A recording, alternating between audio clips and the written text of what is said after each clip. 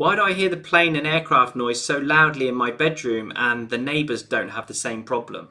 Because you have dot and dab plasterboard on all of the walls, you have coving which is channeling the noise around the room, you have created a lot of holes in the ceiling by recessed downlighters, and of course up there the loft is not insulated with a rock wall or anything, it just has the normal fluffy thermal insulation. You have a lot of hard surfaces in this room, so the sound energy is just bouncing around in this room. You have a normal window, not an acoustic window, right beside your bed with no secondary glazing. You have an ensuite which is full of hard surfaces, which is just amplifying the noise from the structure and the rest of the house and blasting it into the bedroom. These double glazed wooden balcony doors opening into the room need to be upgraded to a triple glazed laminated version with the laminated pane outside. Quite a substantial renovation required if you want to stop the aircraft noise in this room. One of the most important things you can do is insulate the loft with 200mm of insulation with a barrier mat between, and remove all the dot and dab plasterboard from the walls. Then upgrade the windows, go for carpet and acoustic